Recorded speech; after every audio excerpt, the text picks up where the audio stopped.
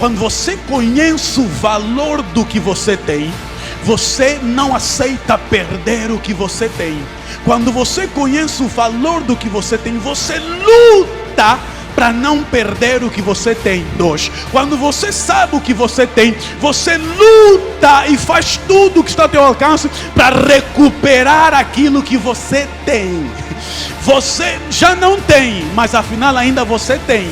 Porque o que você tinha e já não tem, vais voltar a ter. Porque a questão não é a coisa. A questão é através da coisa.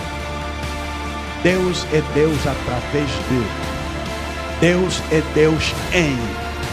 Estou a pregar. Deus é Deus com. Deus é Deus sem. O teu tio, boss, se ele não puder te ajudar, Deus é Deus sem ele. Deus é Deus através de você. Ninguém te dá atenção, mas o dia que descobrirem que você tem alguma coisa na família, não vão ter reunião sem primeiro te chamar para orar. Deus é Deus através de. Deus é Deus com. Deus é Deus sem. Deus é Deus pela arca, Deus é Deus com a arca, Deus é Deus na arca, mas não idolatre a Deus, é Deus na arca, é Deus pela arca, é Deus com a arca.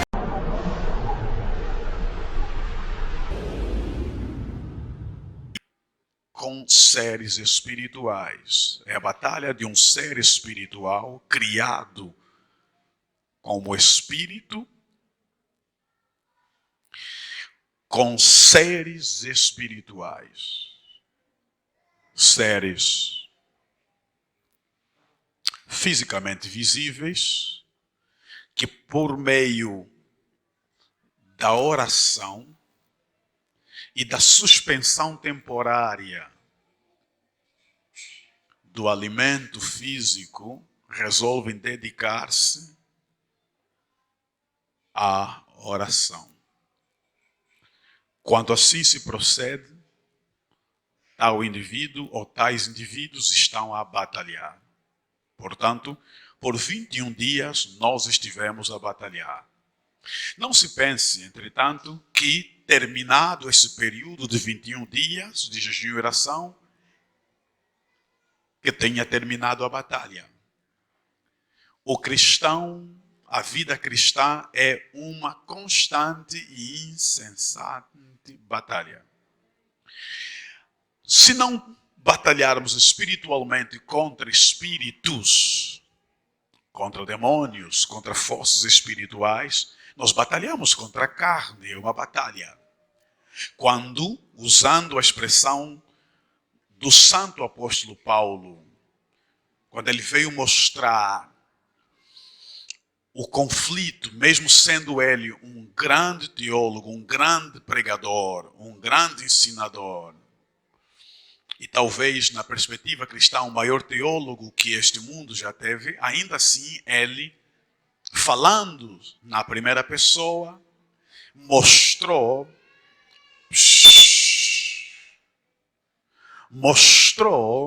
como é a vida cristã, quando ele disse que o bem que eu quero fazer, isso não faço. O mal que eu não quero, é isso que faço. Isto é a batalha de todo cristão. O ímpio, o não cristão, não tem problemas com o pecado. Porque o não cristão não tem a posição de santificação. Quem tem problema com o pecado é o cristão. Porque o cristão é que sabe o que é certo e o que é errado. O que é vontade de Deus e o que é vontade do homem ou da carne. Então, só o cristão tem batalha espiritual ou batalha com a sua carne. O não cristão, ele já intuitivamente pratica o mal como se fora bem. Já o cristão, se tiver que envolver-se no mal, sua consciência o avisará de que ele está a tomar um caminho que não é o caminho da sua vida com Deus. O cristão, portanto, tem batalha todos os dias de sua vida. Entretanto, as batalhas, e a batalha como esta que hoje termina de 21 dias, é muito mais voltado para um confronto espiritual com as hostes da maldade, com os principados e potestades que, graças a Deus, o nosso Senhor Jesus Cristo os venceu na cruz e os expôs publicamente para que nós, na vitória de Cristo, tenhamos a nossa vitória. O segredo é simplesmente manter nossa posição em Cristo. Nossa derrota, portanto, começa a ocorrer quando nós perdemos consciência da nossa posição em Cristo e quando nós começamos a permitir que filosofias, que pensamentos e sentimentos outros mergulhe na nossa mente. Em outras palavras, estou a dizer, se você está em Cristo, diz a Bíblia, nova criatura és. As velhas coisas já passaram, eis que tudo se fez novo. E aí andamos em novidade de vida. Ok? O cristão, quando se entende que ele agora tem uma nova vida, a pergunta é: que nova vida é essa? Não é nova vida no corpo. Nada mudou no corpo. Mas graças a Deus pelo sangue de Jesus, que nos lava, mas nos conserva a mesma cor. O sangue de Jesus nos lava. Lava o preto, o branco, o amarelo, mas o preto e o branco, o amarelo continua preto, branco, amarelo, porque esta lavagem não é no exterior, mas é no interior. E o cristão conhece que sua vida é nova quando as coisas que antes fazia, por isso que a Bíblia fala, eis, as velhas coisas já passaram, as coisas que antes fazia, já não consegue mais fazer. Quando você começa a ter lutas para praticar determinadas coisas que você outrora fazia livremente, você embriagava-se à vontade, mas agora você já não consegue embriagar-se como outrora, é porque você está a viver uma nova vida. Vida regida pelo Espírito Santo de Deus. E deixa-me sublinhar, o mérito não é nosso. O mérito não é nosso, não está no nosso esforço, porque nós, em nós mesmos, não conseguimos resistir ao pecado. Vou já repetir isso. Nós, em nós mesmos, não importa o cargo que você ocupa na sociedade, na igreja, não importa se você é pastor, se você é bispo, profeta, apóstolo, papa, não importa quem você é, em nós mesmos, nós não conseguimos resistir ao pecado. Porém, o Espírito Santo dentro de nós traz a novidade de vida, tornando velhas coisas aquelas que nós fazíamos com facilidade.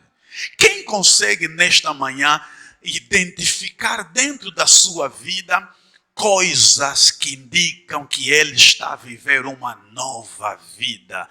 Não é mais as velhas. Pode dizer amém? Ora, o texto que nós lemos, como já preguei e comecei a falar domingo passado. Hoje eu vou focar minha atenção exclusivamente no versículo 3 e no versículo 4.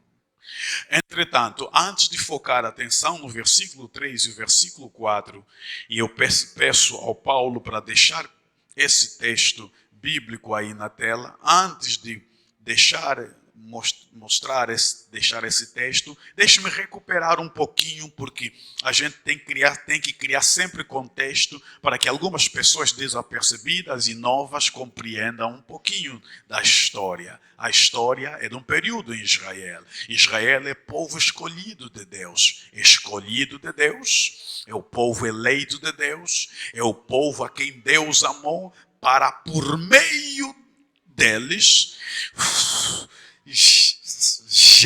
sair o Pai da fé, e por meio deles sair Jesus Cristo, o nosso Salvador. Esse Israel, num determinado período histórico, já na sua terra, eles conquistavam todas as batalhas. Eu disse, conquistavam todas as batalhas. Eu disse, conquistavam todas as batalhas. E o segredo deles, mais uma vez, não estava neles de per si. O segredo estava no seu Deus. As nações do mundo conheciam o Deus de Israel.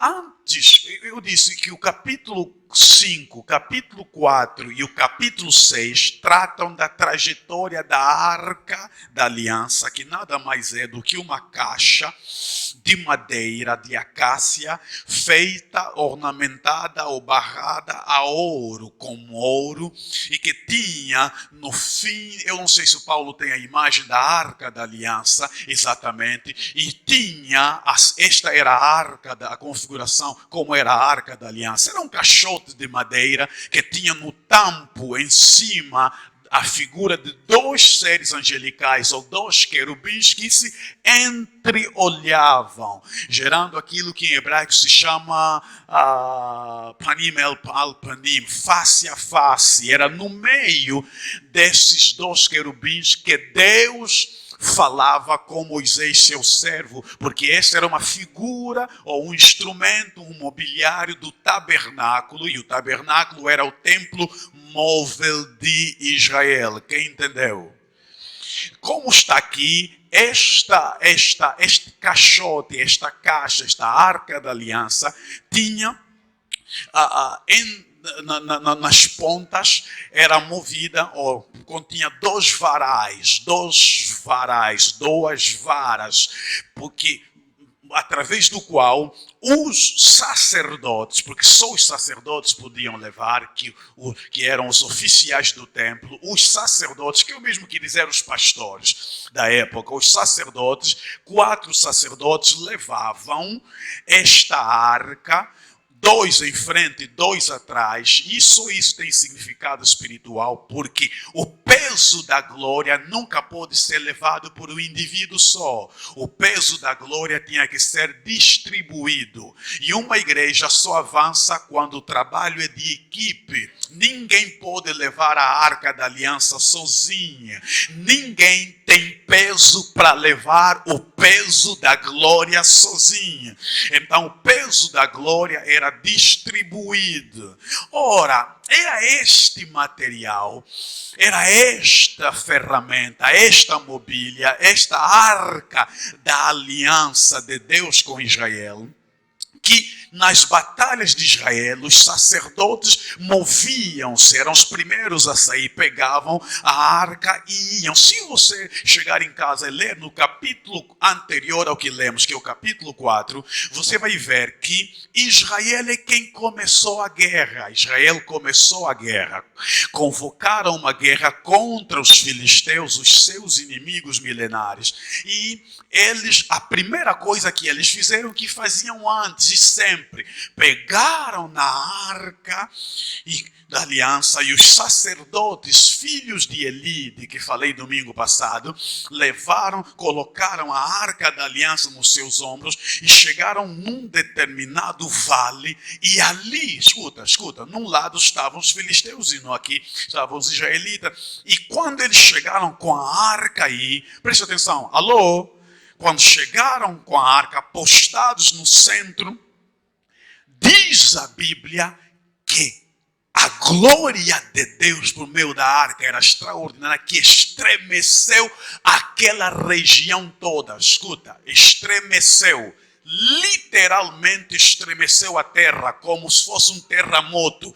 Estremeceu a terra onde os israelitas estavam e até onde os filisteus estavam. Eles perceberam, quando houve aquele estremecimento, os israelitas tiveram a percepção da glória, da presença de Deus no meio deles e começaram a festejar. Houve um brado uníssono, não é nada assim algo, era uníssono, é a glória tanto que todo o povo começou a clamar ao Senhor, a glorificar o Senhor, a adorar o Senhor. E lá, quilômetros depois, lá ao fundo, os filisteus ouviram e sentiram o tremor da terra e eles liberaram três ais, disseram assim: ai de nós, que os grandiosos deuses se levantaram contra nós.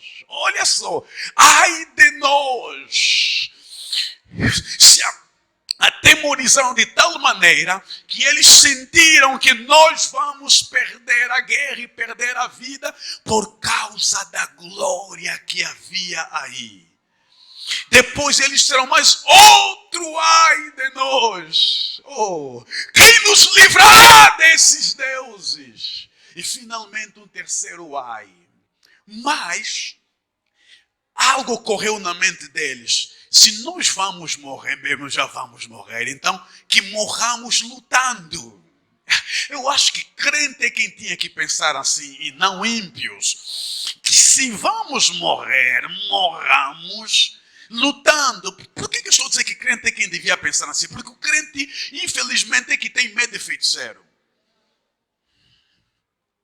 E como crente é quem tem medo de feiticeiro. Crente, se ele tivesse fé o suficiente, ele vai dizer: bom, se ele é feiticeiro e ele me ameaçou, então vamos mesmo, eu vou morrer, não vou morrer esperando, eu vou morrer lutando. E quando eles assim pensam, eles vão à luta. E não é que pela primeira vez dessa luta eles conseguem derrotar os israelitas e os judeus caíram ao fio da espada e eles capturaram a arca.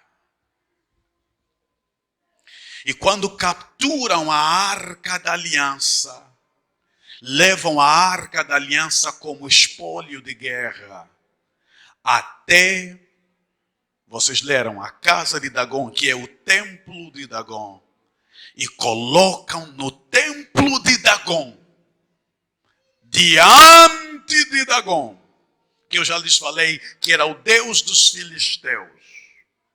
E esse Deus tinha uma curiosidade: a parte de cima era homem e a parte de baixo era peixe. Escuta.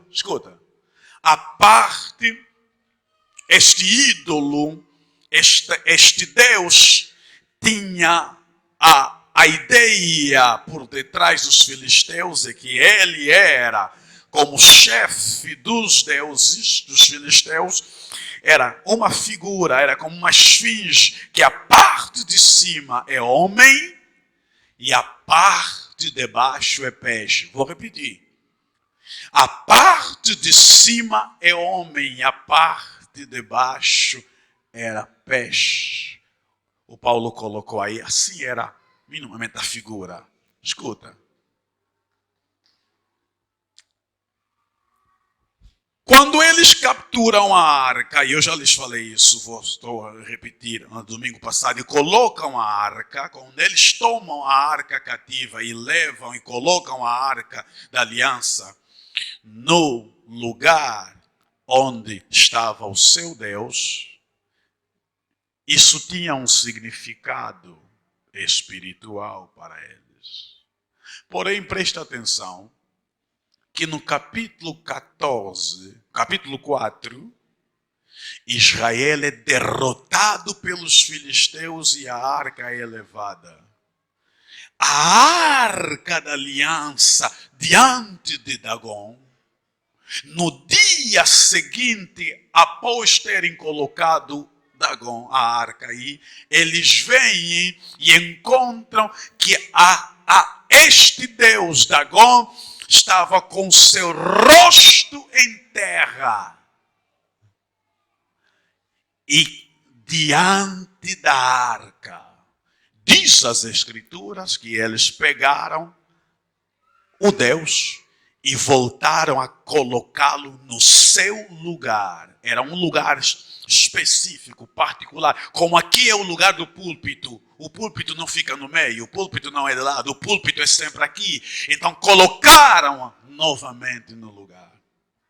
Na madrugada seguinte, eles voltam novamente. E aqui, não é o meu objeto falar isso, mas já que veio ao meu espírito, há uma ideia aqui entre os filisteus que mostra a tendência que eles tinham para misturas, pastor Panzo. Porque Dagon para eles era o chefe dos deuses, já era poderoso, mas eles tinham consciência que o Deus de Israel também é poderoso, haja visto que eles sentiram como a terra tremeu por causa de um objetozinho chamado arca. Então, quando eles pegam a arca e trazem, a ideia deles era reforçar o poder do Deus deles. Agora tem mais um outro Deus. Há tendência humana para misturar as coisas para ter mais força. Mas deixe-me lhes dizer que dentro da Bíblia não há lugar para mistura. Deixa eu dizer assim, na Bíblia, quando você mistura poderes, ao invés de ganhar mais poder, você enfraquece o poder que você tem. Não existe isso na Bíblia, de poder de São João e poder de São sei lá quê. Poder do Espírito Santo e poder da Mamã Rosa da esquina dos 1500. Não existe isso. Ou você é de Jesus ou você é de Dagon. Não há como colocar Jesus e Dagon na mesma sala. Não existe. Não há como colocar Jesus e Dagon no mesmo quarto. Não existe. Não há como confessar com os mesmos lábios Jesus Cristo e depois Mamã Mushima. Não existe. Ou você confessa Mamã Mushima ou você confessa Jesus. Se você misturar as duas coisas, pensando que você vai ganhar mais poder, você vai ficar mais fraco. Crente não busca quimbandeiro, porque quem está dentro dele é maior do que quem está fora dele. Não mistura as coisas. E aqui está o problema. Quando eles tentaram misturar, Deus veio lhes mostrar que comigo não dá certo. E você vai observar na narrativa que no primeiro dia eles encontraram Dagon com o rosto em terra caído, fora do lugar. Presta atenção. Eu quero ler, analisar o versículo 3 e 4, porque me mostrou uma coisa aí linda. Eles pegaram, voltaram a colocar novamente no lugar dele. No dia, na primeira batalha da arca com Dagon, é que a arca tirou Dagon do seu lugar. Mas você vai entender que a arca é que não está no seu lugar.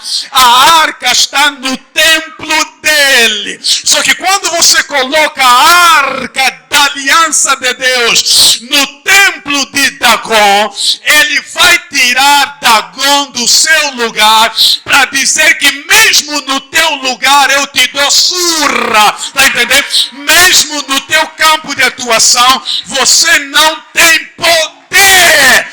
Crente é medroso, crente é fraco, porque não sabe o lugar dele. Eu não sei, já não me lembro o ano, talvez minha esposa pode fazer lembrar.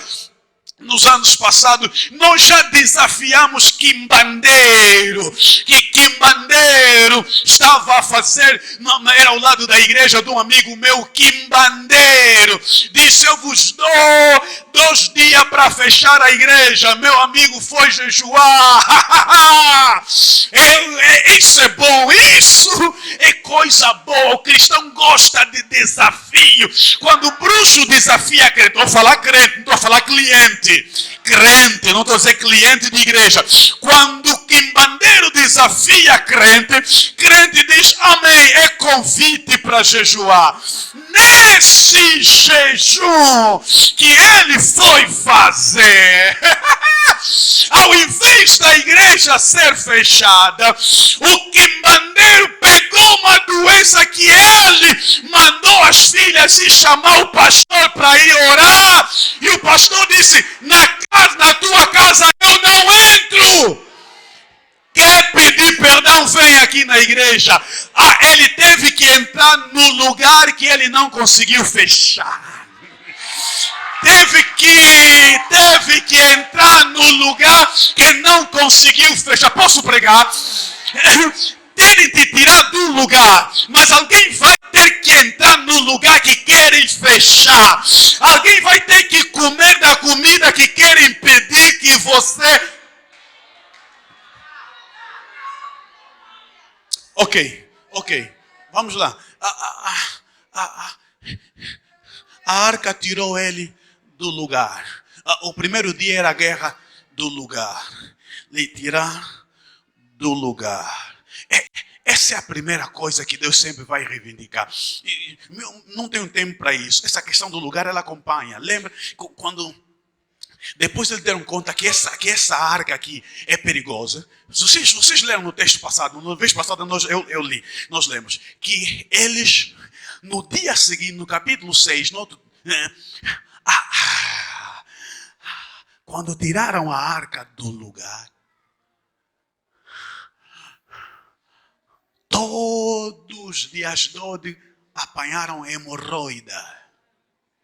Vou repetir, hemorroida. No ano, os homens não conseguiam, vou repetir, apanharam hemorroida. E disseram assim: vamos ter problema, vamos arranjar agora, vamos tirar a arca para longe desse lugar. Mandaram para uma outra cidade deles. Lá é outro problema. Pegaram, mandaram para um outro lugar. Vocês não estão entendendo a mensagem. O problema de Deus aqui com essa arca é o lugar. Enquanto ele estiver fora do seu lugar, vai arranjar problema para aqueles lugar. Enquanto a arca de Deus, a presença de Deus estiver fora do seu lugar, esse é o problema do crente. O crente quer a bênção de Deus, mas não quer compromisso sério com Deus da bênção. Já deixe conta disso. Nós queremos tudo que Deus tem para dar, mas não queremos dar a Deus tudo que Ele quer que a gente dê. E você vai perceber que a tua vida vai girar num ciclo. Você faz muito dinheiro, mas você não vê muito dinheiro.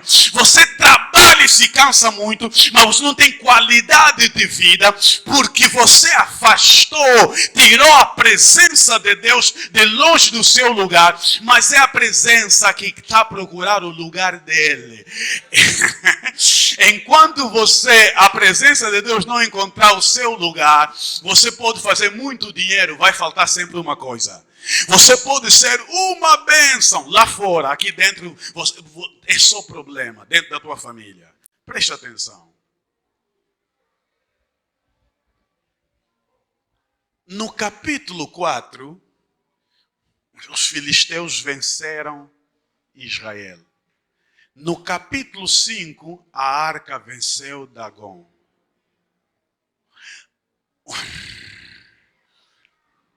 O Filho de Deus pode perder batalhas, mas o Deus deste homem nunca perde nenhuma batalha. Nunca digas que a derrota que você teve é derrota de Deus.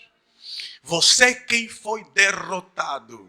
O teu Deus nunca será derrotado. Bom, eu já chamei vossa atenção para essa questão no domingo passado. O que eu quero mostrar aqui, isso que que toca o meu coração, e que eu resolvo chamar que é a pedagogia de Deus no juízo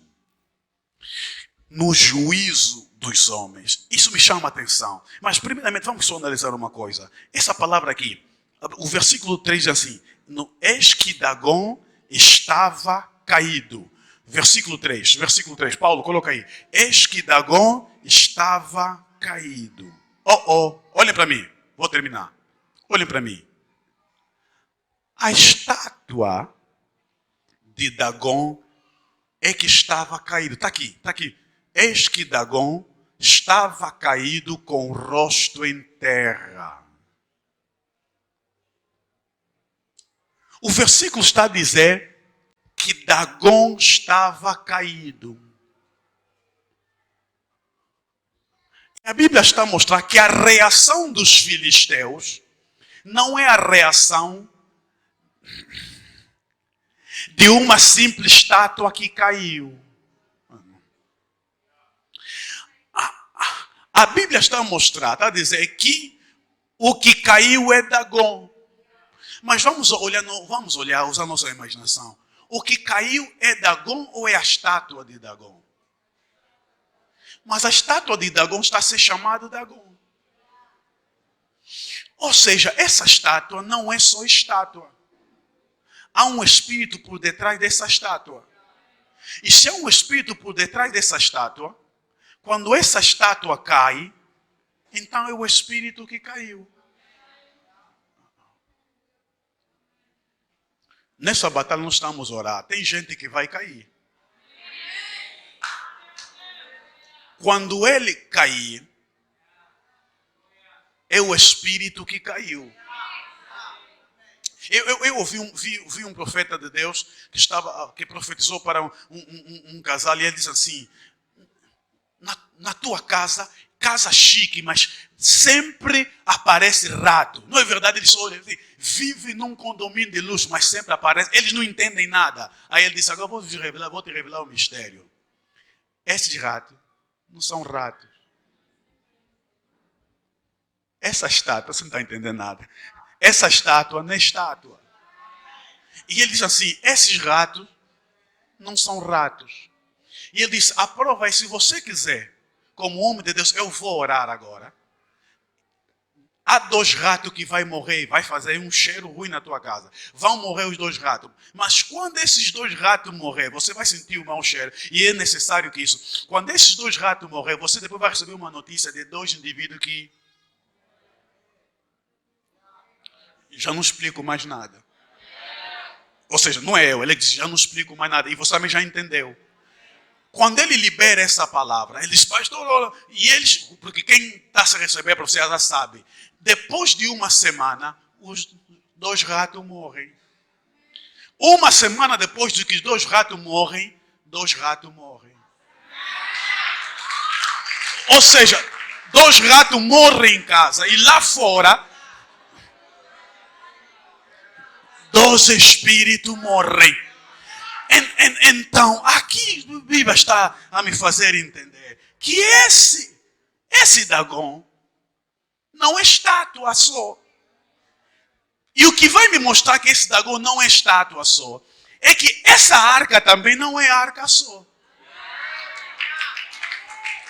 Porque esse Dagon que é estátua está a cair perante esta caixa. Agora deixa entrar na Bíblia. O versículo 3 está a me mostrar aqui, na análise do texto, vai mostrar que no primeiro dia, a estátua só caiu.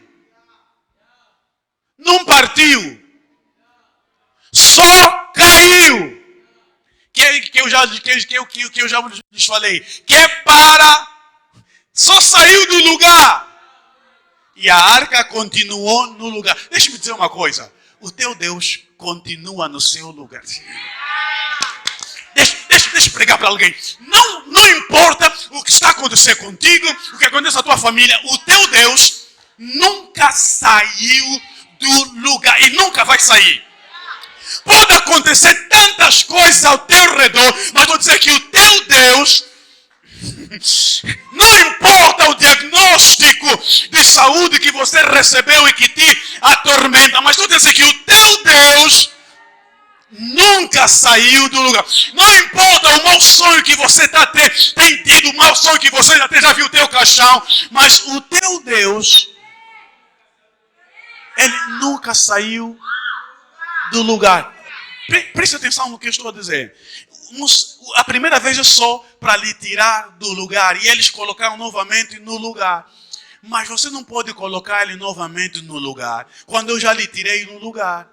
Aí entra o versículo 4. Coloca, Paulo, o versículo 4. Já que vocês são teimosos e insistem sempre, é por isso que vocês não entendem profecia.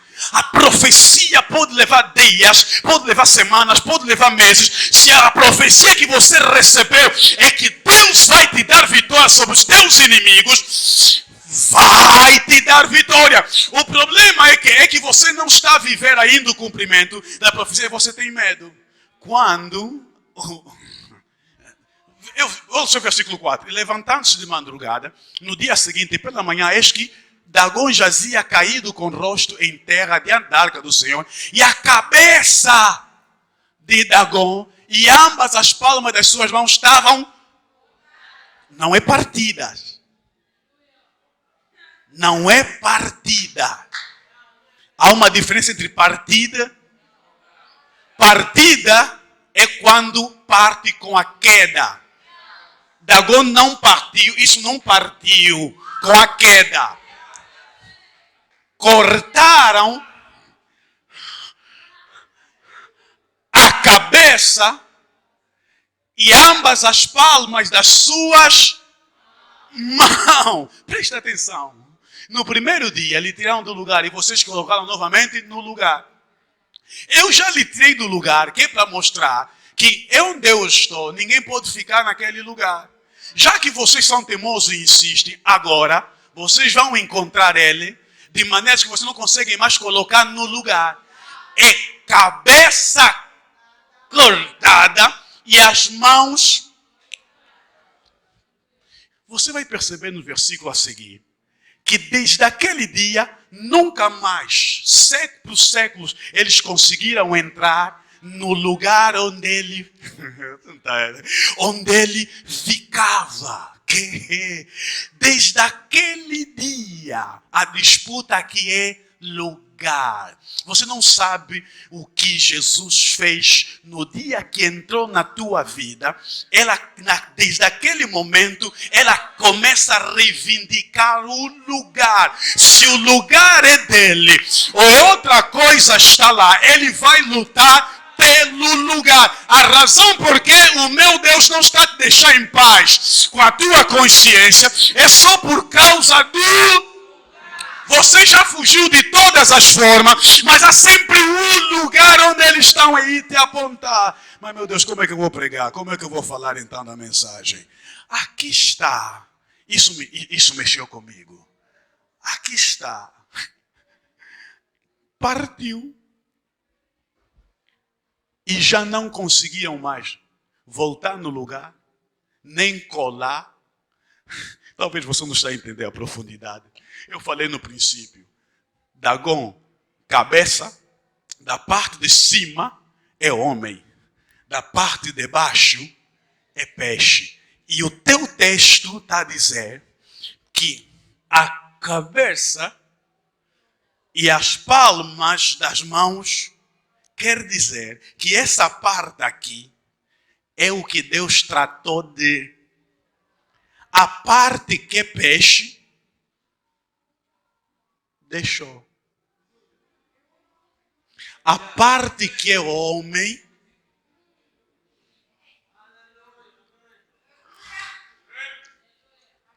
não vou espremer nada, não temos tempo. É só a parte que é homem, a parte que é peixe, Adonai, toma posição, por amor de Deus.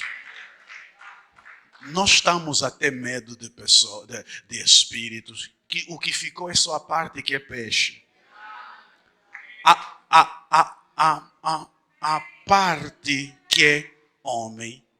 Está escrito assim: tu lhe ferirás o calcanhar, mas ele te esmagará a cabeça. Nós estamos atrapalhados com a parte que é peixe, com a parte que é cauda, quando a cabeça já foi. Você tem medo de quem voa de noite, porque você não voa. Mas você não sabe que já alguém que voou mais alto do que você podia. Deixa-me dizer o seguinte. E aqui finalizo. Eu escrevi assim. E isso aqui mexeu com o meu coração. Observa as grandes mudanças.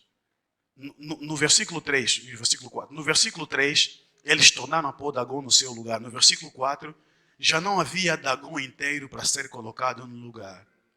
O lugar estava lá, mas Dagom já não estava inteiro. Observa mais uma diferença. É que no princípio, no versículo 3, a estátua só estava caída, com o rosto em terra.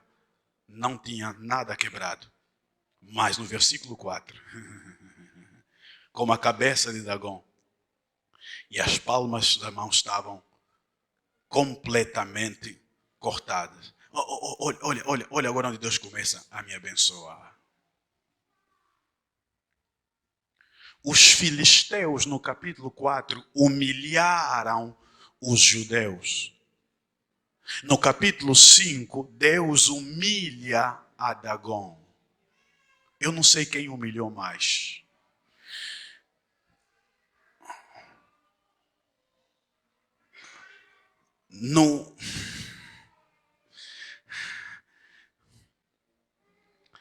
Ok, está aqui. E eu finalizo agora. O juízo de Deus contra os filisteus vale mais do que a pedagogia divina contra Israel. Ou, deixa-me refazer. O juízo de Deus contra os filisteus não vale mais do que a pedagogia divina contra Israel. O que eu estou a dizer assim? Estou a dizer assim, escuta, vou terminar já. Estou a dizer assim, esses mal todos que estão a acontecer contra os filisteus, o problema de Deus não era os filisteus. Alô?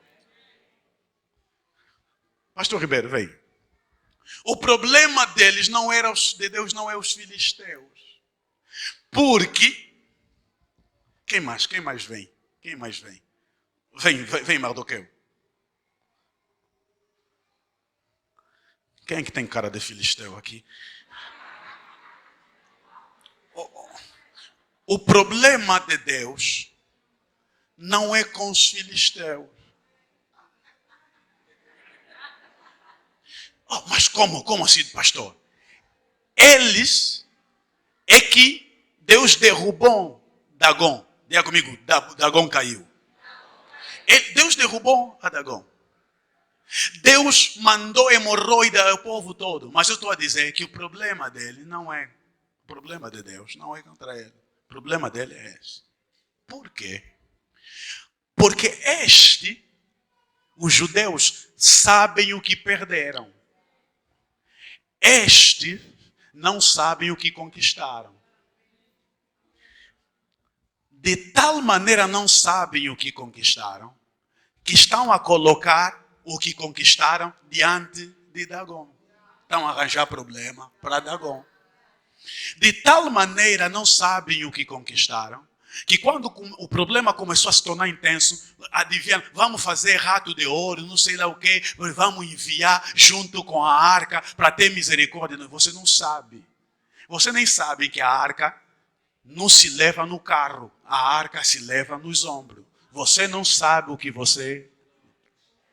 Deixa eu dizer assim, vocês não sabem com quem vocês estão a mexer. Você só sabe que você mexeu comigo e me deixou triste. Mas aí está o problema. Que quando você me deixa triste diante do meu Deus, o meu Deus toma as minhas lutas, torna as minhas lutas a luta dele. É que você não sabe quem você está atacando. Não, eu só falar você, é para você dizer assim no teu espírito, é verdade. Os bruxos da minha família não sabem com quem é que eles mexeram. Eu sei o que perdi. Porque no dia que a arca estava, nós vimos só a arca chegar nos ombros do sacerdote, já estremeceu o lugar, a glória baixou, e o crente sabe o que é unção, sentia unção. Agora quando me levam a arca, eu sei o que perdi. Eu sei o que perdi, por isso é que entra o capítulo 7. No capítulo 7 é quando Samuel diz, povo, vamos, vem todo, vamos nos arrepender porque pecamos só por causa do nosso pecado. É que a arca foi embora. Aí quando eles se arrependem, não há filisteu, edomita para destruir Israel. Agora escuta, o que Deus está a tratar é com ele, o povo dele. Ele quer lhe mostrar, que você vai ouvir a história do estrago que a arca está a fazer. Quando você ouvir o estrago que a arca está a fazer, você vai ficar a saber que a arca em tua posse não estava a fazer o que devia ter feito. Já estou tão perdido, deixa eu pegar um outro ângulo. Eu sei pegar ângulo até perceber alguma coisa. Vou voltar novamente aqui. A arca está aqui e o Dagon está aqui e Dagon cai. A questão aqui é de saber o que é que você tem. Quando você sabe o que você tem, você não aceita perder o que você... Não, deixa eu dizer assim. Quando você conhece o valor do que você tem, você não aceita perder o que você tem. Quando você conhece o valor do que você tem, você luta para não perder o que você tem. 2. Quando você sabe o que você tem, você luta e faz tudo o que está ao teu alcance para recuperar aquilo que você tem. Você já não tem, mas afinal ainda você tem. Porque o que você tinha e já não tem, vai voltar a ter. A questão aqui é daqui, olha no pastor Roberto, a questão aqui é do crente saber o que é que você tem. Conhecer a arca mais do que esse conhece a arca. Como esse não conhece a arca, ele vai usar essa arca de maneira que vai lhe trazer problema. Como você conhece a arca, você nunca vai usar a arca de maneira que te traga problema. Não estou ouvindo ainda. Como ele não sabe como usar a arca, logo quer dizer que essa aqui é que tem que saber quem é maior. Esta aqui está a pensar que este Deus ali dele é maior do que esse. Mas ele ficou a saber que isso aí não é nada perto do que este é. Agora, talvez eu tenho que vos dizer o que eu escrevi aqui. Os filisteus, e aqui está, termino, não deixariam de adorar a Dagon, mas já não adorariam com a mesma consciência do poder de Dagon que acreditavam ele ter antes. Este Dagon que via, este filisteu, que viu o ídolo dele ser quebrado e o povo dele ser destruído, eles continuariam a adorar, porque é Deus deles.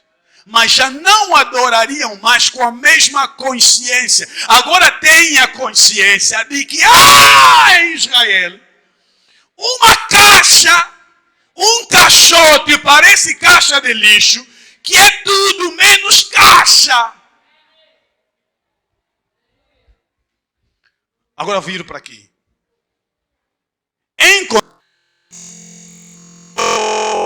Não podem continuar a servir a Deus sem a consciência de quem é o Deus que eles servem. Ou seja, que o Deus deles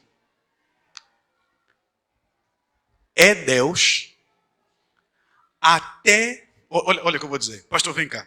O teu Deus, segura, é de tal maneira Deus, que ele é Deus até numa caixa. Porque o que destruiu essa estátua é essa caixa. É para você saber que o teu Deus é de tal maneira Deus, que ele é Deus até numa caixa. Até com a caixa, ele é Deus. É por isso quando vem uma unção, mesmo até um lenço ungido, ao tocar de alguém, a pessoa recebe cura. Não é que o lenço é mágico, não tem nada no lenço, é que ele é de tal maneira Deus, que até lenço cura a enfermidade. Ele é de tal maneira Deus, que até sombra de Pedro cura os doentes. Ele é de tal maneira Deus que até o azeite da unção na oração da fé levanta o doente. Ele é de tal maneira Deus que até um grito, Lázaro. E hoje Jesus não pode dizer sai para fora, porque ele está a falar com mortos e dizer só, sai para fora, todos os outros mortos vão sair. Mas está dizendo assim, Lázaro, só sai Lázaro. Escuta, havia outros Lázaros também que morreram, só que ele perguntou, onde é que vocês me colocaram? Eu estou no lugar onde o Lázaro, irmão de Maria e Marta, morreu. Lázaro, sai para fora. Ele é de tal maneira Deus que até cuspindo na areia e faz lodo e unta no cego, o cego começa a ver. O poder não é o cuspe nem a areia, o poder é de Deus na pessoa, de tal maneira que uma caixa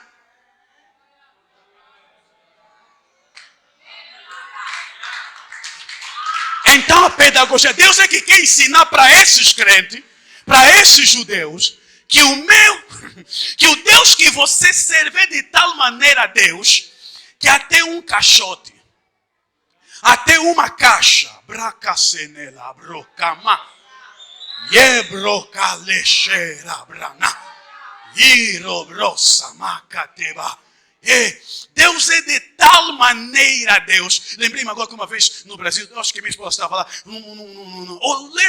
vocês conhecem o filho do pastor Sampaio? Eu acho que é a primeira conferência que ele organizou, que eu fui pregar. Ele tinha um filho que faz trabalhos pesados, né? E ele teve um problema sério da coluna. E enquanto eu pregava, Deus me revelou que Deus cura, que ele tinha esse problema e que Deus lhe curaria. E eu só cheguei, só toquei assim. Deus é de tal maneira Deus, que essa mão que te cumprimenta, a mão do Jorge Batista, irmão, é minha mão, não tem nada aqui. É de tal maneira Deus, que essa mão tocada assim, faz a costela se endireitar e ficar boa. O problema é que os feiticeiros sabem disso e atacam o Jorge Batista por causa disso. O Os feiticeiros sabem do que você tem de poder. É por isso que batalham contra você. Porque eles têm mais consciência do poder de Deus na tua vida do que os crentes que você pastoreia. Aí o que é que vai acontecer? Deus usa apenas este povo. Alô, posso dizer? Posso falar? Posso falar? Deus está a usar feiticeiro. Não é você. Deus está a usar feiticeiro para tirar alguma coisa dentro de você que você nem sabe que você tem. Algumas pessoas estão a orar tipo maluca, mas já tinha oração dentro deles. Só que tem que aparecer um feiticeiro para tirar aquilo que está. Enquanto outros, quando o problema surge, é só chorar. Outros sobem monte. Mas quem é que te falou que tem que subir o monte? É que tem um feiticeiro que está a te fazer subir monte. Tem uma filha de Deus, uma serva de Deus, filha de um pastor, a esposa de um pastor, né? Filha espiritual, é minha filha espiritual. Esteve cá há dias, veio cultuar só para me entregar um recado de Deus. Mas uma coisa que me animou é que ele tem um problema, o marido saiu de casa e tal, né? E o problema, mas ela disse, pastor, eu comecei a orar, e ela ora, está a orar muito, está a subir os montes. Ela disse, pai, o dia em janeiro eu decidi, dia 6 de janeiro até 18 de janeiro eu entrei num trabalho de jejum e oração. Eu comecei a orar 4 horas, 5 horas, orar. E eu estou a orar pelos meus problemas. De repente, no 12º dia, o pastor disse, eu só vim mesmo aqui porque Deus existiu. No 12º dia, eu estou a ouvir uma voz que está a falar comigo. Está a me mostrar a nação. Está a me mostrar homens de Deus. E está a dizer, eu preparei nessa terra 5 homens que vão estremecer esse país no avivamento espiritual. E eu comecei a dizer, Senhor, eu comecei a pensar nos homens de Deus. Pensei num, eu disse, não é esse. Esse é conhecido na terra, mas não tem mais comunhão comigo. Pensou noutra. Mas o que eu estou dizendo? Eu estou a contar essa história porque tem coisa que não vos interessa, me interessa a mim. Ela está, o que eu estou contando só é para mostrar que essa serva de Deus, era necessário tocarem na casa dela para descobrir que afinal eu posso orar 5 horas sem parar. E deixe-me lhe dizer uma coisa, ninguém ora tanto 5 horas, a não ser que descobriu que tem um ministério ou que descobriu que tem um problema. Talvez você não está a orar como devia orar, porque você não descobriu ainda que tem um, e não descobriu que tem um ministério. Mas eu vim aqui te dizer que Deus é de tal maneira Deus, que até nessa caixa, Ele é Deus.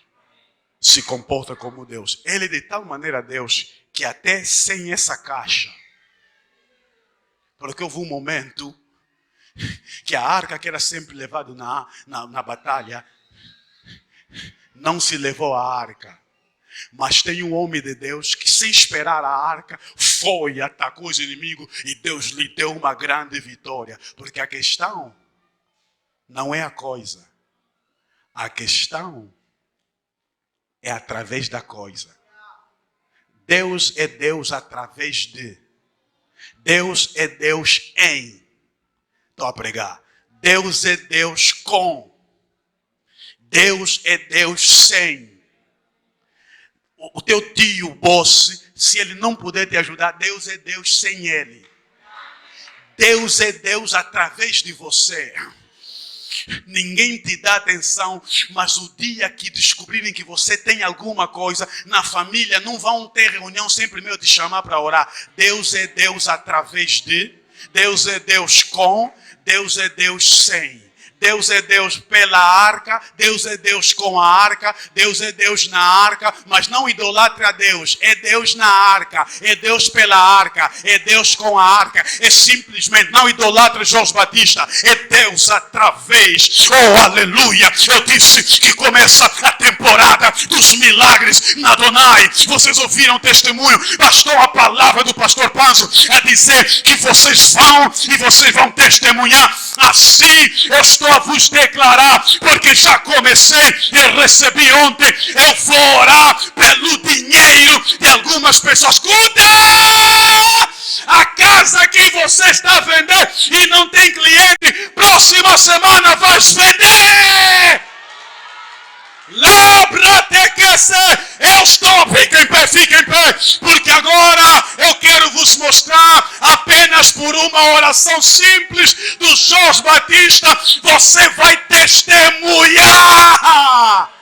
Lepre soprodamamara, yebre si te programa si te bregola, yemorrocruta prasalabra categerege. Oração para desbloqueio financeiro. Oração para desbloqueio. E eu estou a fazer essa oração. E eu estou a desbloquear de verdade. De verdade. Você não vai atrás de quem te deve. Ela vai vir a tu atrás. Porque eu estou a decretar.